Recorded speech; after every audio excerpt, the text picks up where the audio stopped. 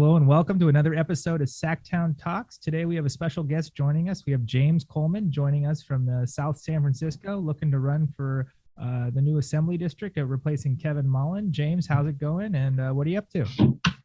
It's going great. Thank you so much for having me. Just this morning, I went out and knocked around 50 doors, and we're going to be knocking doors every single day all the way up to Election Day. So kind of what have you been doing prior to, deciding to run for Assembly, and kind of what spurred you to kind of make this jump? Yeah, so I will tell you a bit more about myself. So really what drives me is my family.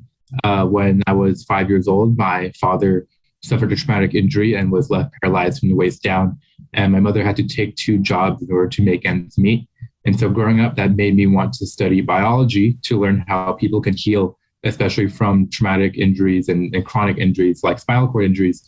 But it also made me want to study government to learn how we can make our government and our medical system work for everyone and not just a very few. And so I went to K through 12 public school in South San Francisco. I was fortunate enough to graduate and be admitted to Harvard University, where I did study biology and government. And I worked on a fossil fuel divestment campaign at Harvard, where last year we successfully pushed Harvard to divest from fossil fuels. And I also worked in a neuroscience lab for a couple of years. But I was really quickly cut short by the COVID pandemic. I was kicked off of campus or evacuated, and I returned back to my hometown of South San Francisco, where I did run for city council to bring about the change and accountability and justice that we want to see in our own communities here. So prior to COVID, you were working back in the East Coast. Is that right? Yes, I was a junior in college. Oh, wow. So you haven't even graduated yet. Is that right? I just graduated May of 2021. So I'm a recent college grad. Okay, wow. And so you immediately you've run for city council. Right. And in a weird way, the COVID pandemic really allowed me to do this because, if COVID never happened, I would still be on the East Coast. I'd probably be applying to med school right now. But when COVID hit, I was evacuated off of campus, and I saw a lot of people saw in our community how working families and communities of color were really disproportionately impacted by COVID with regards to our housing, healthcare, childcare, and education systems. And so we really ran for city council to bring about that change. And because of classes being offered online, that allowed me to both campaign as well as complete my classes, as well as serve my first half year in office, as well as graduate from college. So yeah, we talk to a lot of Harvard grads. Usually they're Harvard Law or government school grads. Not many biology kind of majors coming into the world of politics. Kind of what made you kind of not want to go seek a job with biotech or go to med school and instead jump into politics? Yeah, I really do think it was COVID and my family situation, and growing up working class or middle class, it really informed me what the needs of our community are. And I'd seen my family as one that had really fallen through the cracks and really needed a lot of support, throughout my childhood, as my father was in and out of the hospital and my mother's employment was what kept our family healthcare coverage. And so definitely, we want to be running, and I want to represent a lot of the working families here in South San Francisco, as well as larger San Mateo County and the legislature, and really make sure that our government is working for everyone, not just the wealthy and well-connected. Yeah. So actually, you spent a little over a year now on the city council there in South San Francisco. What makes you think you're ready to take that next step to kind of join the assembly and represent the district there? Yeah, definitely. So, we have, a lot of the campaign policies and themes that we ran on for city council is very similar to what we are going to be running on this year for state assembly. It'll be the same platform, and I've been delivering on the city council. We passed a $5 hazard pay ordinance for our essential grocery store and drugstore workers to make sure that they're being well compensated for putting their lives on the line and really making sure that our societies keep running. We have been successful in passing environmental reach codes for new residential buildings to be all electric in South San Francisco. And we've also been working on, we've built a coalition over the past year to basically tax the biggest biotech and tech companies in South San Francisco and provide universal childcare and preschool for every single South City resident. And definitely, these are very systemic issues: climate change, housing, childcare, fully funding our public education system and making sure that our families have not just what it takes to survive, but to really thrive in our societies, and really take what we're doing here in South San Francisco and bring it statewide, where we can have a larger impact on a much larger constituency. Yeah, can you tell us a little bit about your run for city council? Kind of how many seats were there? What was the challenge like, and kind of how successful was your campaign in running for city council? Yeah, so for city council, what really started that is, of course, the COVID pandemic, but also the public health crisis of systemic racism and police brutality. And we really went to the city council. Many young people and other community members and I are really advocating for change, especially since we saw that our community had a police killing of our own, a tragic police killing in 2012. A young 15-year-old named Derek Gaines was tragically killed by one of our police officers, and there had largely been no justice or accountability. And so a lot of community organizers and I went to city council really advocating for more mental health resources, more accountability measures, and change to ensure that that these tragic instances do not occur again. And what happened is the old mayor had, in a transition from in-person city council meetings to virtual city council meetings, had restricted all live virtual public comment. He promised that we could submit our public comments through email, and then he promised that they would be read aloud, but that never happened. And so all in all, over 150 public comments, including my own, were effectively silenced by the old mayor. And many of us were young people who were getting involved in politics for the first time in our lives. And when we saw that happen, we knew that we had to bring about the change that we wanted to see. We had to hold our elected leaders accountable and talk to voters and to the community. And so, I was one of the individuals that did live in that district. This was the first year that we were transitioning to district elections in South San Francisco. It's also the first year that the incumbent, who had been there for 18 years, was running on an even election year. Previously, all elections before 2018 were run citywide at large, but also it was on odd years. And we all know that odd year elections tend to have a different voter base than general elections on even years. Right. And so we thought that there was going to be a new constituency, a new voter base that'd be voting that year. And so we ran a grassroots campaign. It was a ragtag. We brought together a ragtag team of college students, high school students, and other individuals who were concerned and really wanted change. And it was largely a campaign that was run by college students, and we just knocked tons of doors. We made tons of phone calls. We tried to outreach to every single voter in our district, and we were able to win and unseat an 18-year incumbent. And through that, I became the city's youngest ever and first openly LGBTQ plus council member elected in the city's history. So I guess, how do you see that that same model you just kind of described and used for your city council race? Kind of how do you see using that to kind of broaden out and kind of spread out over this assembly district? Mm-hmm. Yeah, I think it's going to take a lot of the same efforts. It's going to take a grassroots effort with a massive field operation where we are talking to voters face to face and talking to voters about the issues. And, that's, I think, what really differentiates our campaign from many others, in that, we are the only corporate free candidate or campaign. And we're also going to be the campaign that has the largest and most massive field operation in this assembly district. And we, just a couple of weeks ago, we had our first campaign kickoff, and it's so exciting to see. We had 60 volunteers show up, and they all knocked, a turf of doors, and we knocked, a few thousand doors in a single day. Got a few hundred signatures to put, my name on the ballot. We also combined this effort with our universal preschool ballot measure campaign and gathered signatures for that as well.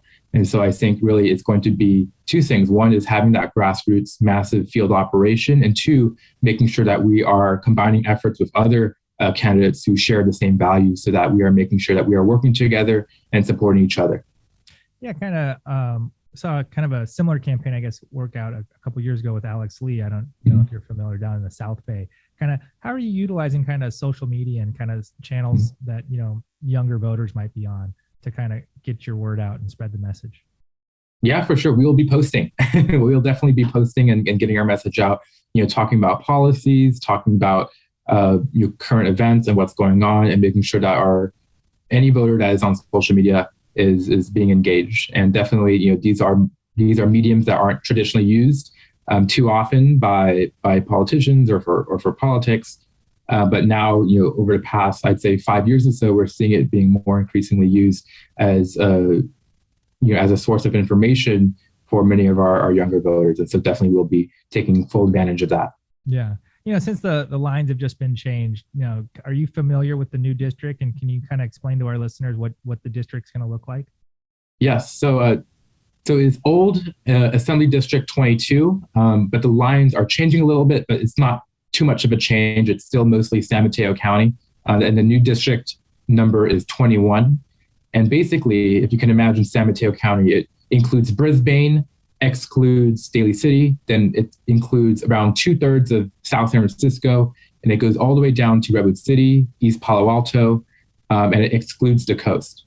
So it's very similar. And the only change really is they took out Pacifica and Half Moon Bay, and they added East Palo Alto and North Fair Oaks. So I guess how do you, looking at the demographics of the new district, how do you think that works in your favor versus, some of your contenders? Yeah, I think definitely, this is the first time our district has a majority non-white voter base, voting age population. And I think, being as one of only 2 people of color running for this seat, it will be an advantage for us to really conduct the outreach towards the diverse community that we will be representing. I think the community is very similar to South San Francisco, in which we have a very, very large Asian population, Latino population, and definitely, we have experience with that here in South San Francisco, and definitely the district really mirrors what we've seen here in the community that I currently represent. Yeah. How's the field currently looking? Like, who are some of the people you'll be running against? Yeah, so it looks like based on the filings, there will be Diane Papin, who is San Mateo, the city councilwoman, Giselle Hale, who's currently on the council for Redwood City, Maurice Goodman, who is a trustee on the community college district, and Tanya Soleil, who is a Redwood City resident, okay. And plus a Republican, Mark Gilman. Okay, so good number of people already showing out to run. The more the merrier. Exactly. Have you reached out to anyone here in Sacramento who's already elected? For example, like the LGBTQ caucus or the API caucus, to kind of ask for endorsements? Yes, so definitely we are in contact with the LGBTQ caucus, the API caucus, and the Progressive caucus, and we've been working very closely with Alex Lee, as he was our very first endorsement and our largest endorsement. And definitely we want to replicate what Alex Lee has done in South Bay and really run a very grassroots-oriented campaign for a lot of our working class and middle-class residents, and making sure that our government is here working for all of us. Yeah. Kind of what advice has Alex given you so far that you can share with us and kind of your listeners? Yeah, the advice is, run at grassroots, right? Like, the most effective form of voter outreach is having the face-to-face conversations with voters, right? And so that's definitely what we're going to be stressing. It's building that connection, talking to voters about the issues, and also learning from the voters too, because no one has all the answers, right? And no one knows the experiences of everyone they're representing. So it's very important for us to also go around and talk to people about these issues. Definitely, when I ran for city council, I was really focused on, of course, public safety reform, but also affordable housing. But when I talk to residents who live in our district, what I noticed is that everyone, a very large proportion of our district was very, very concerned and cared about the childcare and preschool resources in our community. And that's why when we are, right now, while we're trying to put that ballot measure on the ballot, and when we're thinking about where those funds will go, that's why number one was going to be, childcare, and making sure that every, working family and child has access to high quality childcare and early childhood education. What are, as you're knocking on doors now, what's the feedback you're getting from voters about some of the issues they're concerned about today? Yeah, I'm hearing from voters that they're very excited to have, young representation and young people getting more involved. Definitely what's at the forefront of their minds is affordable housing. And, so many families are struggling to make ends meet. Many families are wondering why the price of housing has skyrocketed in the past few years, and why rent has skyrocketed, why the cost of living is so high, while wages have really largely remained stagnant. Why our young people and many of our families are trying to move into our communities are struggling or are facing, hours of commute time to work, to live in the communities that they work in. And so definitely, this is a reason why I am very supportive of Alex Lee's mixed income social housing initiative, and trying to make sure that when we are building housing, that we are ensuring that we are maximizing the affordability of the units that are being built, and also building truly mixed income communities where folks of all income levels share the same amenities, the same school districts, and really create a more equitable community and society for all. Kind of what is some of the response you get, due to your age about, when you go knocking door to door? Do you ever get any like negative responses about it? People think you're too young to run for assembly or anything like that? The vast majority of responses are very excited. Most people are very excited to see young people involved. And I think it's because, if you look at our congressional representation, as well as our state legislature's representation, that it tends to skew towards an older demographic. But definitely, one of the reasons why I'm running is because, it's my generation that's going to bear the brunt of climate change. And we're already seeing its effects on, droughts, sea level rise, wildfires all across California. And definitely, I want to be the change and see the change that we want in our communities, and really address these issues in a bold way that really meets the urgency of our times. Yeah. For anyone who's ever gone door to door, you never know what you're going to get on that other side of that door. Is there any kind of funny stories or anecdotes you can share with us about how it has been kind of going door to door and talking with people? Yeah, it's I don't have any specific stories, but I think it's so encouraging seeing so many people very excited to open the door and talk to voters. Talk to the candidates or volunteers. I've heard from many other of our volunteers during our check-ins that folks are generally very excited, that they want to see change, and that San Mateo, hasn't had a super progressive candidate run for the state legislature in a while now, and they definitely want to see the change, because the status quo is not working for the majority of people. They see the COVID pandemic, they see many of the inequities, they realize that there's a problem, and they want to see some different perspectives to really address the crises that we're currently facing. Right. But I think, what has been the most heartwarming or for me or rewarding for me is seeing that, especially when knocking doors in South San Francisco, the community I represent, of folks who are, happy to see me, try to represent the community at the state level, those who are struggling and want help. And I've been able to connect them with, community resources or connect them with city resources. And it's good to, really make sure that we're connecting with the folks that we are currently representing. Yeah. For our listeners here at home, is there any information we can gather from you, either on social media or online, where we can find more about you and your campaign? Yeah, definitely. We are a grassroots campaign. We're the only corporate-free candidate running in this race, and we're also the only progressive running in this race. So definitely, being corporate-free, we need to really rely on field and on our volunteers to really get our message out there and spread the message for change and for more bold more bold solutions to address our many issues. And so definitely, our website is james4california.com, and the 4 is the number 4. So james4california.com. You can go there and sign up to volunteer, contribute, and just learn more about what's been going on our campaign. Feel free to email me at james@james4california.com, or give me a call or text at 650-648-3232. Be happy to talk. Cool. And are you on any social media, Twitter or Facebook? Yes. Or anything like that? Facebook, Twitter, Instagram, I got it all.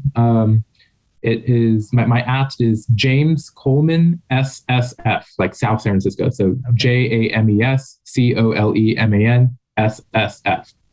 Cool. Well, thank you so much for taking the time, James. Best of luck and hitting those doors. And we'll see how you do here in May and June. And hopefully we'll see you on the other side for the general election. Thank you so much. Really appreciate it.